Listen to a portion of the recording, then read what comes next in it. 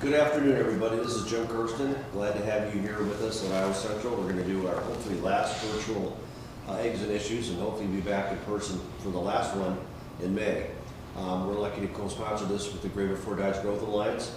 As you know, we've had people submit some questions, but people can still, that are watching live, email Jill at greaterfortdodge.com and she'll add those questions to the list. What we're going to do is we'll opening with a few-minute opening remarks from each member. I will then start asking the questions, and I hope we get more questions sent in. So thanks again for coming. So Representative Meyer, would you like to start this afternoon? Absolutely.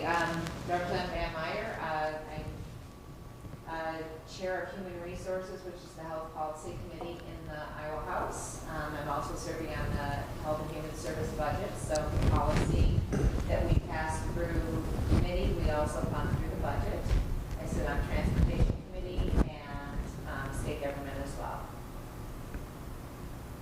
Everything is going great. We are reaching our second funnel. Next week is the second funnel, so everything that we've sent over to the Senate needs to make it through a committee in the Senate in order for the bills to still be alive.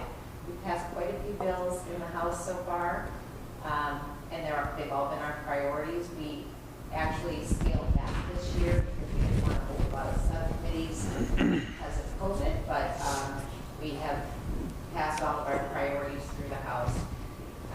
Some big priorities that we've worked on for the House, we've sent 9 child care bills over to the Senate. We've sent several bills that address access to health care, including increasing providers, increasing scope of practices for some other entities other than physicians.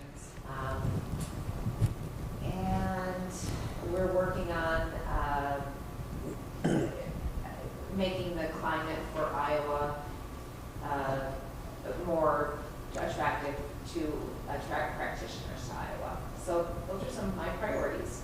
And thanks to Iowa Central for hosting us again, and to the Greater Fort Dodge Growth Alliance for putting this on again. Representative Bacon. Thank you. Thank you, and I'm kind of curious about the climate. Are we changing the clouds or just what here? So, I'm sorry.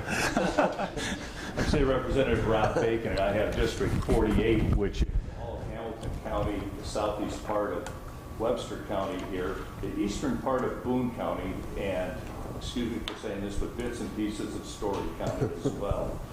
I serve with Ann on the Human Resources Committee, and I chair the Natural Resource Committee. We deal a lot with hunting and fishing, our natural resources. Also serve on the State Government Committee, and we have a new committee this year called the Information Technology Committee. And we're dealing with bringing broadband, expanding broadband into all areas of Iowa. Rather interesting committee, and seeing who has decent internet services. And unfortunately, there are a lot of areas here in Iowa that still have no internet, well, very little or limited access to internet services. So that's where we are. Ann mentioned we're coming through the funnel dates, but we're also now starting to look at policy kind of finishes, and now we start working with our budgets. And the House this year will be starting the budgets for our agriculture and natural resource budgets. Our education budget will start in the House, as well as our justice and judicial branch. Our RIF, Rebuild Iowa Infrastructure, starting with us as well.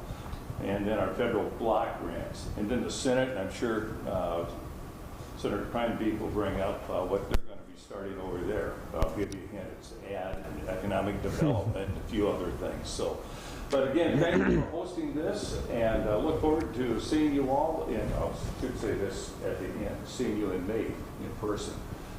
Thank you. Senator Green. Yeah, well, Senator, What? Senator, you mean? Thank you guys so much for Iowa Central for putting this on, and it's a pleasure to be with you guys. I can't believe it's been a month since we've done this last, but it's been an incredible session. It's my first year, and I'm on 8 committees, and it's just such an amazing experience to push the yes button on so many priority Republican issues that people have talked about for decades. And here in my first year, I get to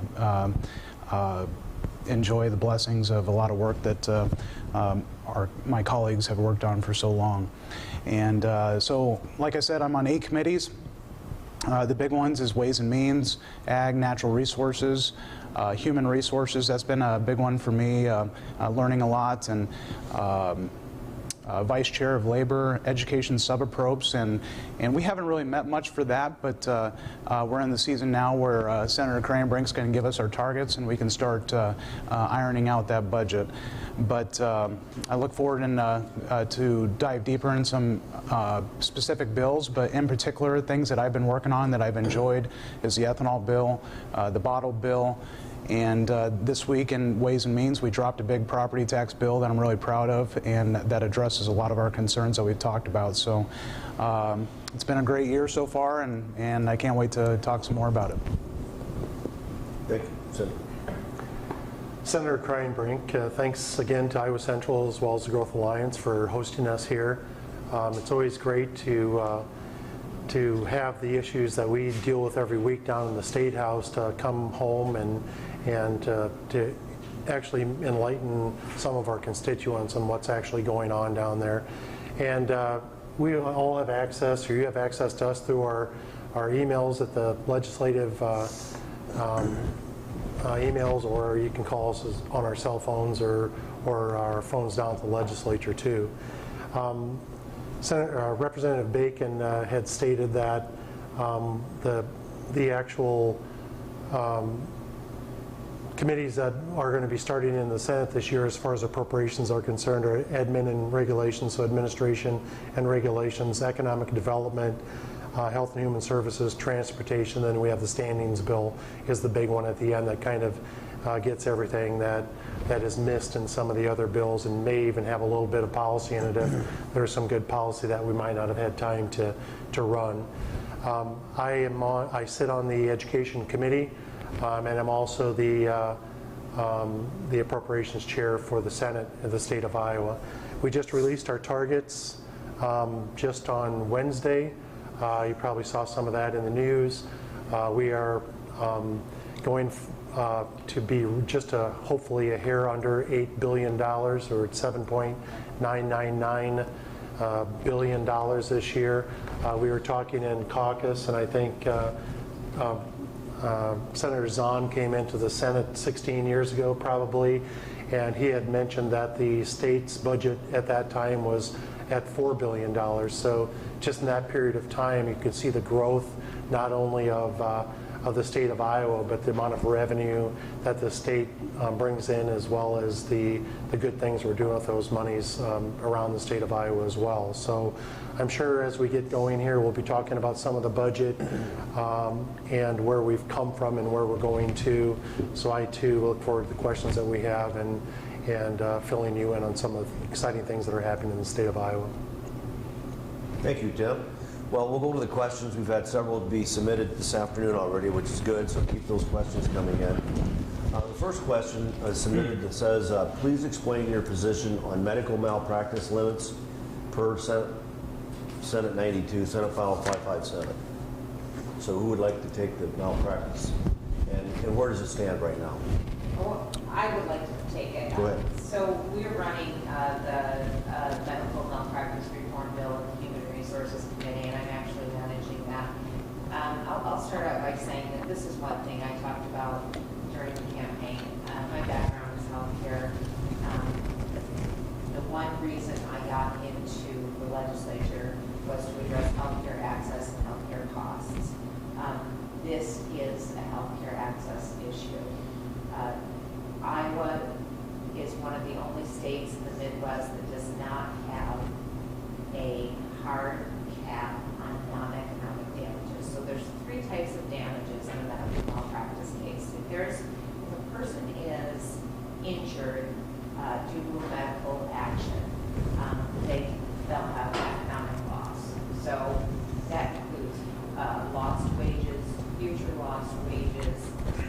medical bills, future medical bills, home improvement, if they need to be in a care facility, those costs are all covered.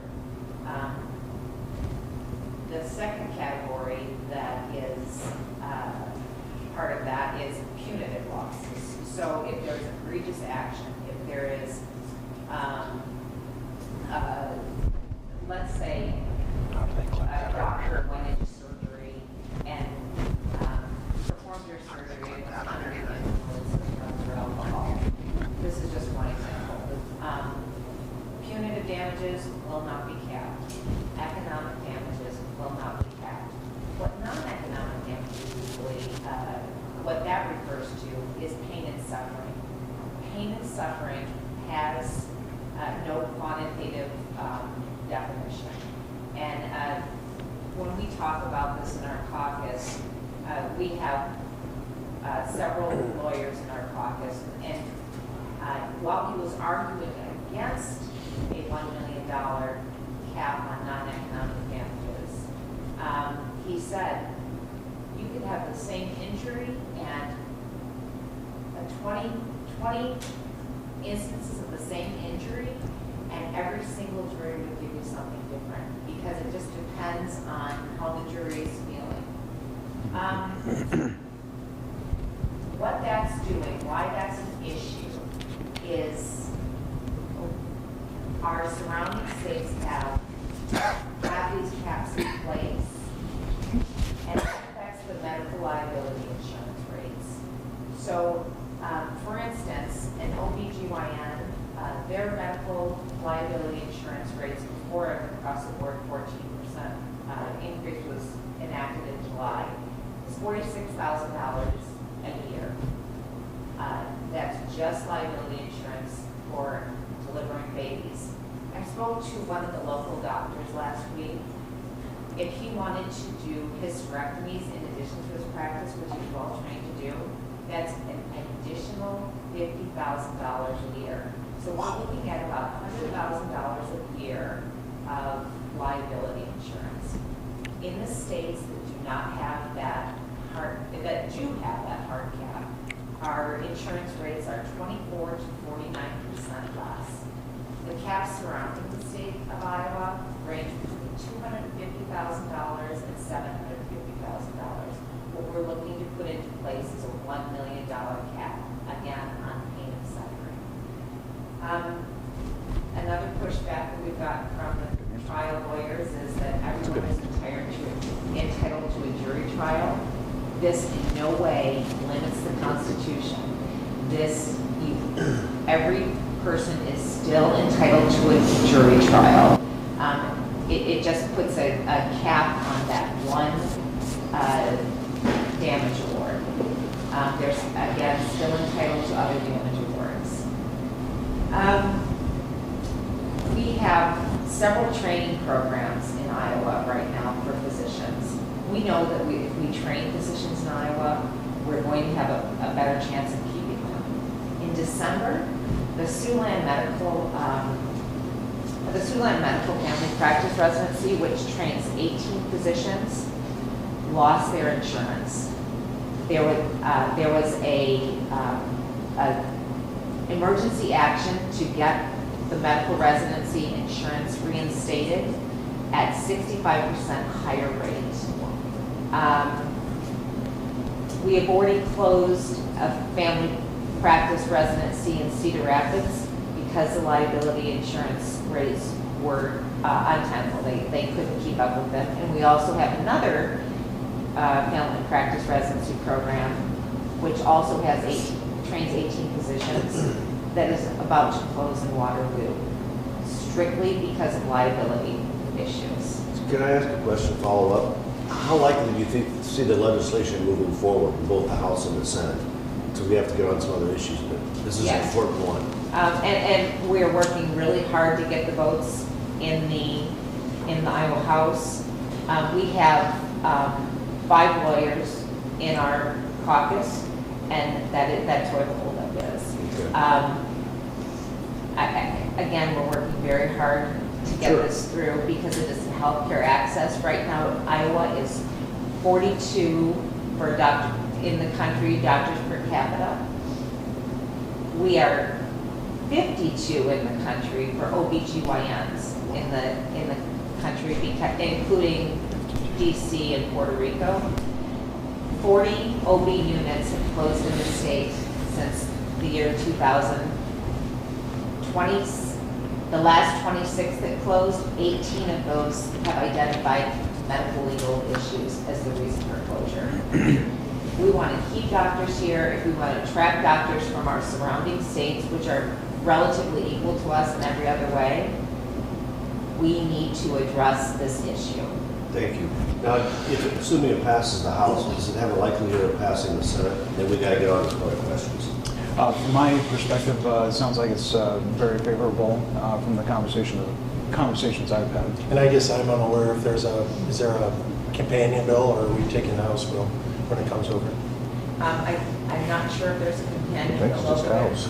It's just in the House, Okay. but the Senate passed the same. The Senate passed the 750 Right, cap last year. in Last year. 28. But we can be kept up on your website once you get news. You'll put that on your newsletters and Right. what have you. And just so people don't misunderstand, we're 50th, not 52nd, because we're not going to advocate for making 2 more states in the United States of America. So, Good point. Good I point. did want to say, though, since there are territories, we're actually below Puerto Rico Wow, boy. and DC. That's crazy, yeah. Okay, we'll go on to the next question. Thank you very much. It's a very complicated issue, but it's important. The next question is related to the Senate. It says, how can the Senate consider ending the backfill but still pass the Back the Blue Act? The Back the Blue Act cuts funding to cities who reduce their police budgets, but losing the backfill cuts about $100,000 from the Fort Dodge Police Department, which is equivalent to 2 officers. How can they make that up? yeah, I'll take that. It's basically 2 different issues, and I think I know who had sent this question in, because I think on Wednesday or Thursday received an email from the constituent that's here in Fort Dodge. And so hopefully this will answer the question, so I won't have to email back. But we have to remember in 2013, there was a bill passed through the House and the Senate and signed by the governor that allowed business owners to receive a tax rollback on their property taxes to try to stimulate more growth within our communities. And then we got to the point, and that was supposed to be a 3-year commitment from the state to help fund that or backfill the loss as it gave time for the communities to grow or not to grow. So first of all, it's not something that just because we've done it, even beyond the first 3 years, that was in code, that's all along we were supposed to fund it. We continued to, because we had a lot of pushback from our communities or the communities that were receiving that backfill. At some point, it's $150 million that this entails for the state of Iowa. So that money right now is being taken out of the general budget for the state of Iowa. And some of these communities have grown to the point where they have made up that difference and are actually beyond the growth that they were even expected to grow when this was supposed to sunset or leave as far as the backfill is concerned. So backfill just means that whatever was lost by the community, the state government was going to give that community that money back until they became whole. Well, a lot of these communities, not a lot, but the majority of the communities have become whole. And so it's time for that commitment to, from the state government to go away and for the communities to start picking up that difference. There's a plan put in place with the state government. If you're doing better than statewide growth average, which the state has been growing about at 4% a year, we're looking at a 4-year phase out for the communities that have been meeting or doing better than what the growth of the state of Iowa has.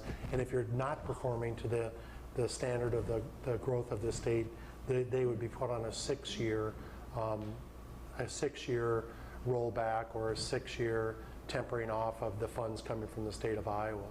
So really those 2 issues with Back in the Blue and the backfill of the property tax relief for small businesses really don't, they're not connected in that way of what the question asking person was saying. They're just saying that because we would be rolling back those backfills, they're feeling on the current funding that they have, they would be losing about $100,000. That doesn't mean that our economy here in Fort Dodge hasn't made enough to make up the difference. And honestly, I'm not positive where our community, Fort Dodge, is. I can look into that to see if we're ahead or behind what the statewide average is. But that gives you a little bit of background on what the questioner is asking and the approach that the state Senate is taking at this time. So, Thank Good follow-up. Representative Baker.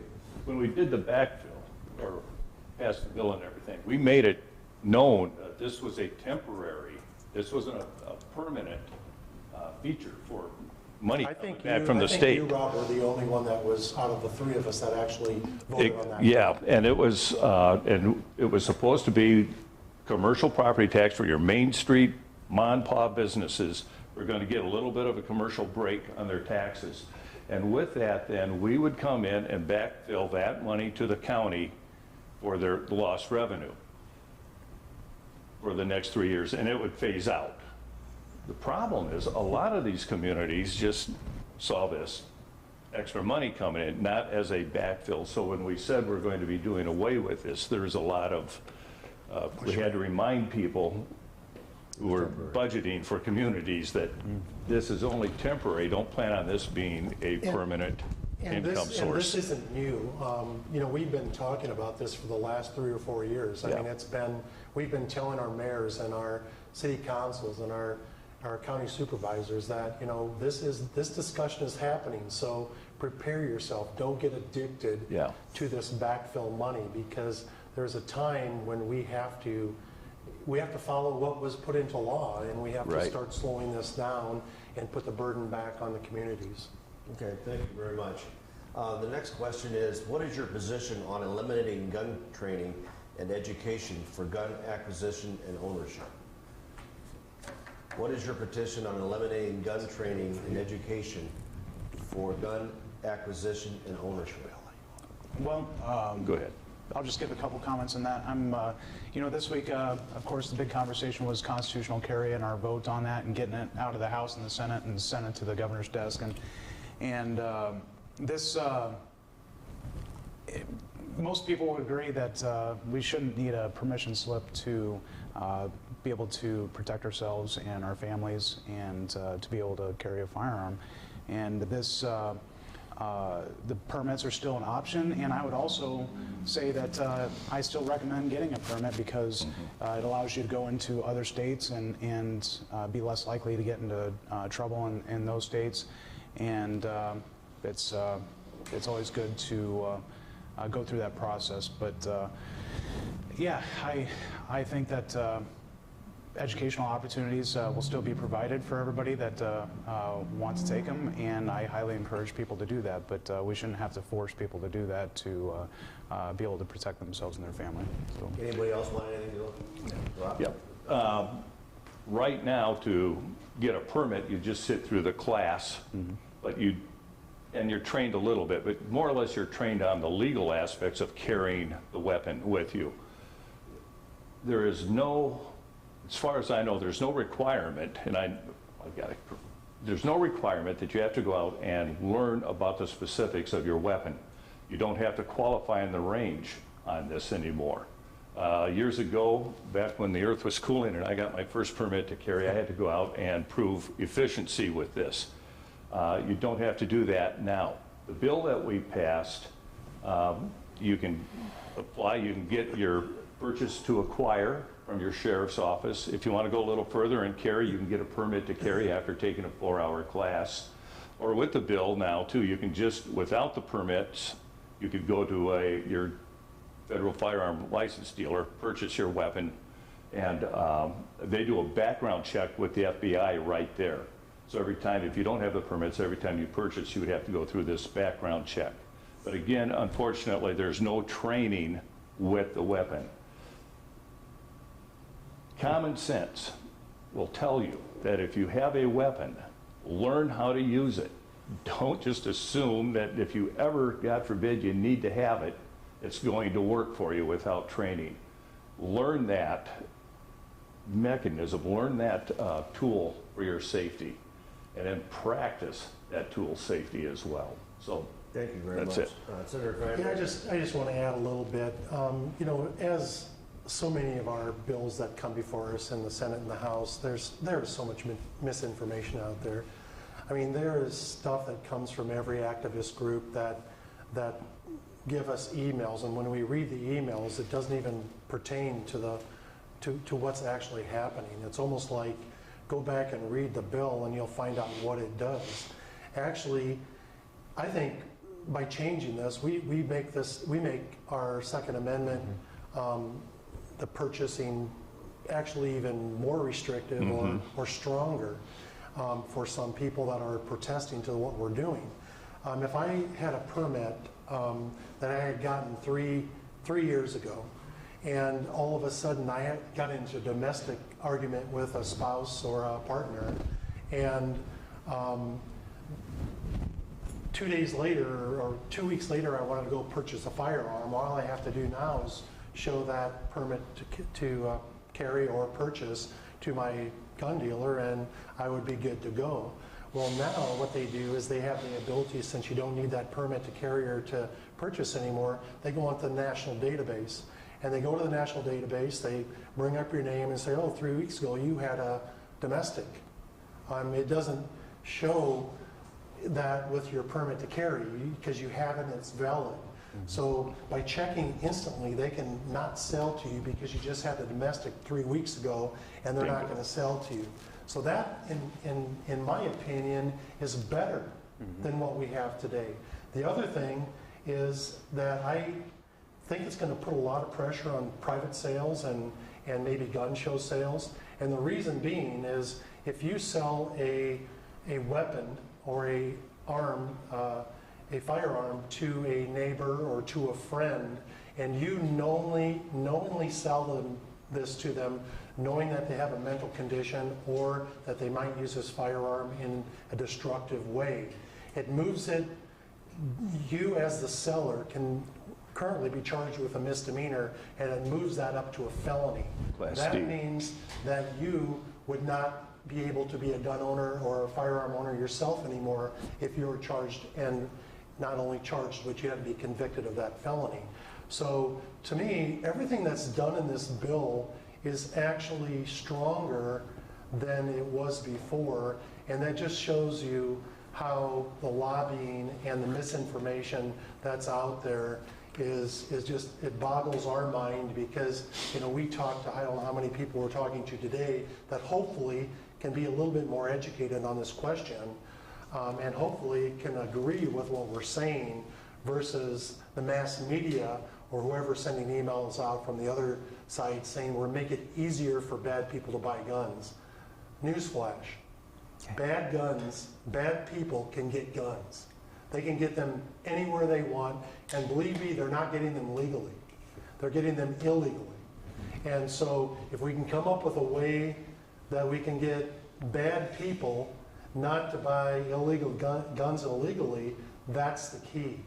And what we're doing is trying not to penalize the law-abiding citizens from being able to, like Jesse said, to protect their families and their property.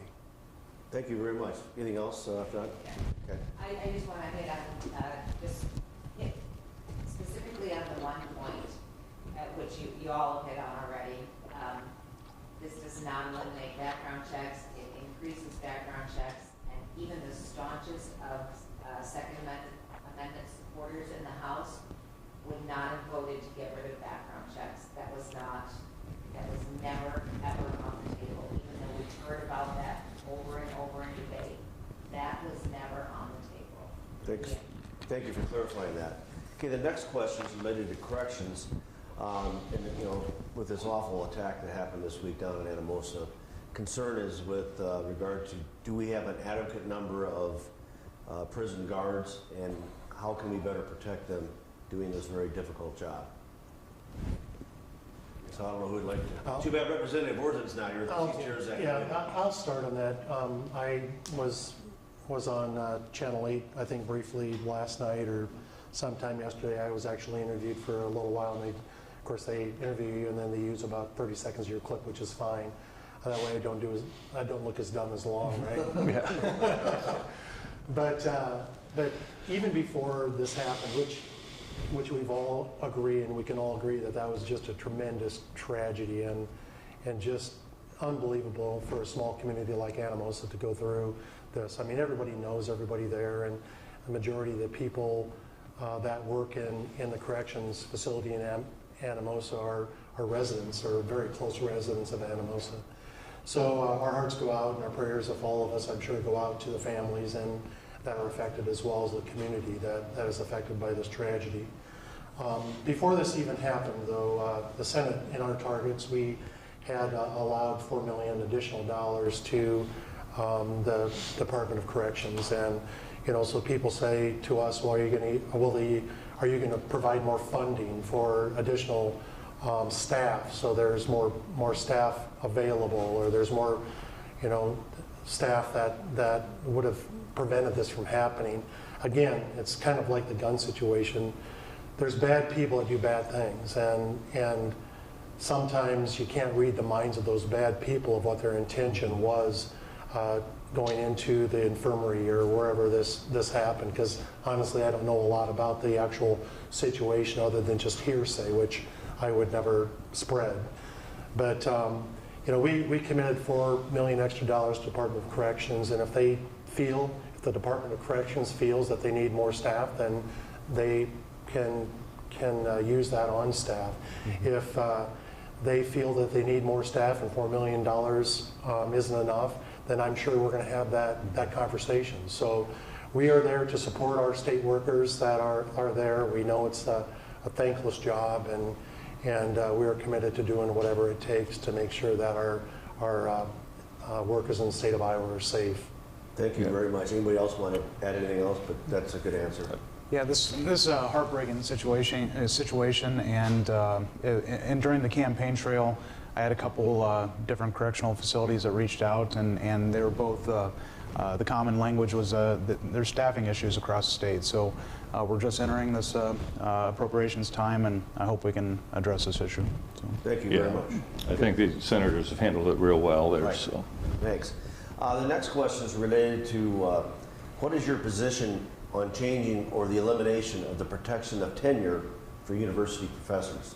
There's been talk about eliminating tenure, and do you think that has legs? Okay, just personal belief. I don't know where it's at in the House and the Senate. I don't think there's enough votes in the House to even get it onto the floor to talk about. I like tenure. I think it brings, there's a lot to it. There's some bad stuff to it. And the fact that if you have a bad professor, they're kind of hard sometimes to move on. But for the most part, tenure, you've got a good professor you can offer him a good spot, her a good spot, and they're there. They also, with the tenure, they can bring in other funds for research grants. The professors I know that have been tenured have been very good for ISU and the University of Iowa. I can't imagine them not being tenured and getting the success in their research done without it. So I've always been, and of course, I've got a brother-in-law who is a tenured professor at University of Miami, so there's no pressure from him on me on this thing. It's out of state, but I've always been for a tenured professor. Thank you. Anybody else want to add? Well, this is new to me, this conversation, and I'd have to say I haven't made up my mind on it, but on one side, we would be the first state to eliminate it, and that scares me. I'm not, it's a tool in the toolbox that we have to attract great teachers. And on the flip side, I've heard some of the arguments be like, well, you better be ready to raise their salaries and significantly to offset what we would lose with that benefit of tenure. And it's like, well, if that's what we need to do to raise the quality of education for our students, then that's fine. Let's consider it. So I haven't made up my mind on it. I still have to think it through, and we'll see what happens. Anybody else want to add?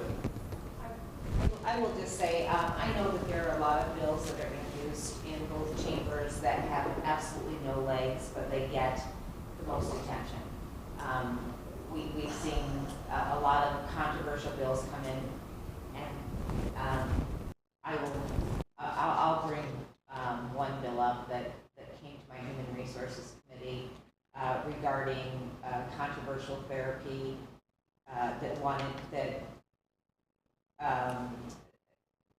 the bill sponsor wanted to promote to address homosexuality. I will tell you, most people in my chamber do not support those bills, but once they're introduced, and people look through the list of bills that are introduced, those are the things that get the most attention. The stuff that we're doing to actually help Iowa, it's not as controversial. It's just pushing Iowa along, but these controversial bills that are introduced that have absolutely no chance of moving through the chamber seem to get a lot of attention. I don't think that tenure is one of those things that taking away tenure is going to be one of those things that we're ever going to consider. That's not something I support. I agree with Senator Green. There's going to be some issues with attracting professors here unless we put out a lot more money from the state to attract them. Thank you very much, Senator. Yeah, I just want to comment briefly on it. I think what spawned that bill was probably the freedom of speech on college campuses. We have situations that have happened in all our regent universities that, I was the one that 2 years ago, well, 2 sessions ago, I actually ran the speech bill just to kind of get attention and bring people's attention to what's happening in our schools as well as our colleges. And these kids, young adults are there in competitive situations, and there is a lot of them that have to write papers and are afraid to say what they actually believe because they are being docked or their grades are being slashed because of what they say and what they believe. That's wrong. And if that's happening on our campuses, which I will assure you 100,000,000% it is, because I've actually talked to students that this has happened to. And we're assured by our regent schools that this does not happen. But just this last year, we had 3 very, very plain, out in the open instances. And one of them involved a professor at Iowa State University. And it was in her syllabus that she will not entertain any conservative speech. Nothing like that could be even talked about in her class. And so the way that some elected officials push back then is to say, okay, we're going to put a bill out there that says get rid of tenure. Do they really have a notion that this is actually going to go through? I would say probably not. But it's a way to bring these problems that are happening in our colleges to light, and to put focus on them so the people of Iowa know what's happening. The only way tenure could ever be taken away, in my opinion, is if every state got rid of it together. Because if you don't, then the ones that have tenure have a competitive advantage to get these like Representative Bacon said, to get the instructors and the professors that have the research teams and are doing great things. And I personally would not vote for getting rid of tenure. It's not something that I would do, but I am for free speech on campuses, so I'll fight and do everything I can to have that happen. Thank you very much for clarifying that. We've got about 10 minutes left, so we'll try to keep our answers fairly short so we can get through all these questions. What are your thoughts on the legislation that's going to be providing economic threats and penalties against large tech data companies that are doing business in Iowa? I think Google is one of them, and Facebook. Does that have legs or will that pass? I had this conversation with one of the senators on the other side of the aisle, and he was telling us about how bad that was for Iowa. And I just said to him, I said, you have to have your head in the sand not to recognize that it happens, that conservative speech on our large tech forums are being suppressed and they're being dropped. And I think he said to me, yeah, but that's because they're lies. So since when does freedom of speech have to be the truth according to a large tech firm? Freedom of speech is freedom of speech, whether it's truth or a lie. And the truth or a lie comes from those that are interpreting what it is. What's truth to one person might be a lie to the other. But freedom of speech is the ability to be able to say that. And so I'm all for it. I would say, you know, I honestly think that this problem is going to take care of itself. I think there's going to be enough other free speech forums that are going to be created that the ones that are going to suppress speech are going to be gone. People aren't going to stay there anymore because it's just going to be the same people talking about the same thing when everybody else moves on to something else that is going to have true free speech. So I'm for it. If you don't think it happens, then you do have your head in the sand, because I will guarantee you that happens as well. So if you don't think it does, then I think maybe we have more problems than what we know. So I'm going to watch this tonight and see if you were fact-checked. did they drop me halfway through this? Yeah. All right, anybody else want to move on to the next? This is coming over, it's starting in the Senate. I haven't seen anything on this at all in the House, so. All right. What do you project the outcomes to changing the history regarding slavery and slave trade in our public schools? I guess there's some discussion about some curriculum content. Is that the case, or I just don't know the question. And we had, we definitely had the discussions, and the bill passed, Yeah, I'm just looking at the things. which it is not limiting the content of what's being taught. We certainly want to make sure our history is taught and taught accurately. It's the conditions on which they're taught. You cannot start a conversation with the assumption that any race or gender is better or lesser than another. So you just, when you're giving that instruction, you just have to start from a place where everyone is equal, because that is one of the tenets of our beliefs, is that everyone is equal. You can't start the conversation, though, by saying that someone, a race or a gender, is less than.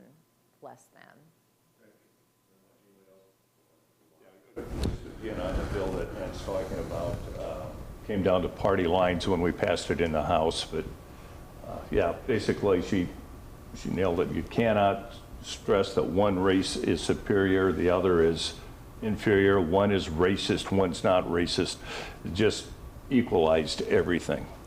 And I think a lot of this also comes from, and we've been dealing with this ever since I've been in the Senate 7 years ago, protected classes. I mean, when we talk about making a certain group of human beings a protected class, then I think you're starting to move toward setting that one group of people as better or worse than another group. I wish we would just pass a bill that makes every human being a protected class, and including the unborn. And so if we have that theory in our mind that every single person in the United States and the world is a protected class, then maybe we'll start treating everyone equally and the same. And I think when we start identifying protected classes and making certain people this is where we're at now. That's what that has got us to, and it's kind of disgusting, because there should be nobody that's better than anybody. Anybody else want anything? Otherwise, we'll move on to the next question. Okay. There's a question here that says, how do legislators think Senate File 587 related to tax reform will impact services for individuals with disabilities, like those served by LifeWorks who have intellectual disabilities and or mental illness? How will Senate File 587 potentially impact What those is types of 587? services? Do you know? I'm terrible when it comes to the numbers of bills, but Is it the taking mental health off of property It tax? might be, I don't know what Senate File 587. Do you want to talk to And them? if we can get you the number, That's- you can write an answer in your newsletter. Once you get the number. I think that's the bill that was just dropped, probably that you were talking about last I night. don't, well, that one's 1253, so. What was the so number with again? this- What was the number? 587, 587. Senate File 587. Okay, I'll go on to the next Come one. back to I'll that. look that up. Is there any talk about changes to the Medicare rate for helping people with disabilities who live in their own home? And is there movement on any other rates like those for serving people with mental health habilitation rates? How many of the habilitation rates have been the same since 2007? When can those rates be changed and increased? So that's a long, kind of convoluted question, but it's related to care. So I think what the question was referring to is that some of those rates have been stagnant since 2007. And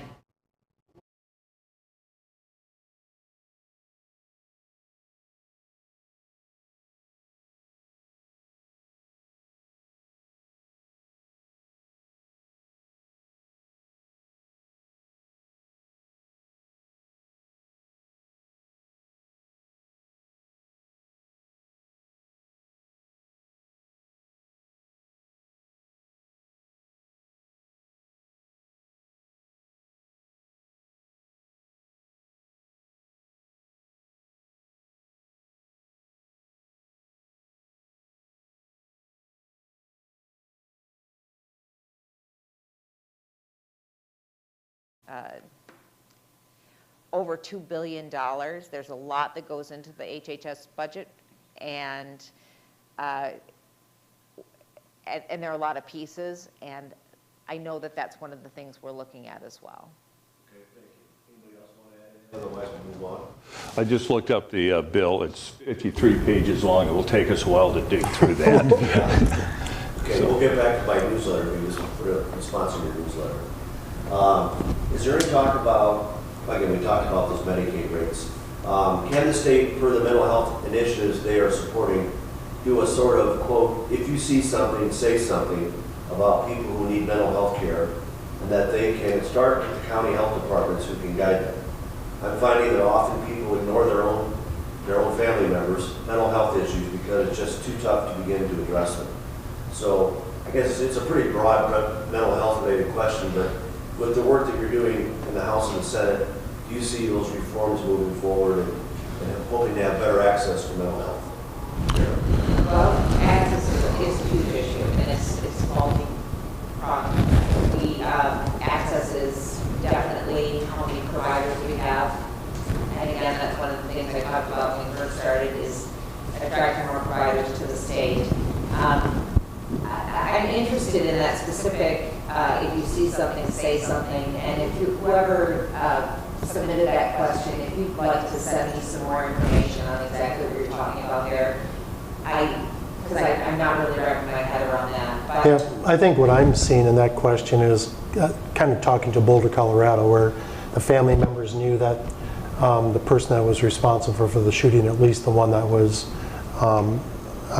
accused of it, the family members knew something was going on. And I don't know if the person that's asking the question, if there's immunity for people that tell, is that where the question's going? That's where I kind of feel it going. Is there a law that we could put into place that provides immunity, or, and also I think this person was also being tracked by the FBI and a couple others. So I think in a lot of instances, people are scared if they come forward and say, I think something's wrong here, and then the backlash they'll get if they were wrong. And I think, that's that fine point that I feel that this question's coming from. And it's, like you said, I think it's a very good question. I think it's very relevant. And I think it's something that I think we should look into it and see if there's stuff that legislatively we can do to help move this forward. I'll respond to that. That is a good point, and we have done similar legislation for, let's say, positions for veterinarians who suspect mistreatment of animals. We've given them some immunity. I mean, yeah, that is definitely something we can look at, and it's honestly something that's never crossed my mind before. So. And our I'm sorry. Go ahead. Our teachers also have that in the school system. If they see something, they can kind of report it and everything. Going on to what Tim said, though, you've got to remember the person who you might have some questions about, they've got to have their rights. Well, I'm starting to sound like a trial lawyer here. You've got to be able to protect their rights too. And I'm thinking of the red flag laws. Okay, so example, I don't think he's quite right there, and something's bothering him. I don't know what he's going to do.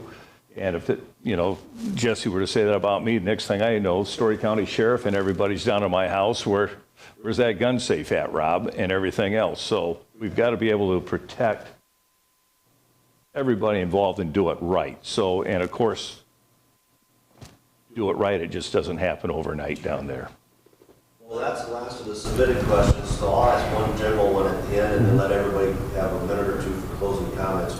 How much funding for community colleges? Well, It's always this question, isn't it? I talked to you about that last time. No, my question really is, and this is really an interest of a lot of the people that deal with the State House on a daily basis. What's your estimated time frame left with this session, and when do you see yourselves adjourning? Or is it too early to guess? So, who'd like to start? Who has a coin to flip? I personally feel that we'll be out on time. I think our last day is April 30th, right? I think is that the 110th day. And I think we'll be on time. We're waiting to see what the House targets are. And a target means is what their goal would be to spend on each one of the different committees, and then how they, within the committee, how they lay out their spending. We released ours, like I said, on Wednesday, and we have made our first initial contact with the House, with Gary Moore. I had a good conversation with him actually yesterday, a Zoom call with him. So now I would think that would now spawn the next situation, which is going to be they'll come out with their targets, and then our different appropriation committees will get together, and what they'll do then is negotiate, and then they'll also take their numbers together then down to the governor and negotiate with her. And hopefully this is a process. Nobody wants to be here into the end of May. We should be able to come to agreements, I would think, by the end of session. My prediction is 3 days early, 27th of April. Anybody else have the golden wand? I'll go over 2. I say somewhere around May 3rd we'll be out. First week in May. Okay. I agree. The last few days are going to be that big budget negotiations, and then we also, both chambers, just because we have something in the House doesn't mean it's going to the governor's desk. So we have to make sure that our bills in the House get our priority in the Senate, and they have to do the same thing with us. So there'll be negotiations on that as well. And as far as the session ending, I believe we're going to end on time as well. Maybe a few days early, so I'm going to go against you, Rob. It wouldn't be the first time. But I do know that there's a very good possibility we'll be going back in the fall, because this is a redistricting year, and census data is not in yet, and so we will have to go back on to vote on those maps. Okay, thank you. Well, again, thank you all very much. You want to make some comments? Well, I've been having so much fun with these guys. I hope we don't get out until June or July. So. He can move in with Sally. Put this paperclip on your ear. No, thank you both all very much for coming. Iowa Central. And again, shamelessly and selfishly, we're community colleges, and I know you'll do your best. So thank you all for coming, and you want to make one short comment? No, I'm good. Well, thanks so much. It's the year's flying by fast, and we've been getting a lot done. And I want to thank my colleagues here. I appreciate their different skills and different personalities and stuff. And I think it's really interesting seeing who's representing these districts, and we each have a unique gift and perspective, and it's neat seeing it come together. And I hope we can work together to get all our visions done. So We'll work together and be out by May 3rd. so. No, thanks for having us again. I look forward to next month in person. Good enough. Thank you all very much. We'll see Thank you you. next month.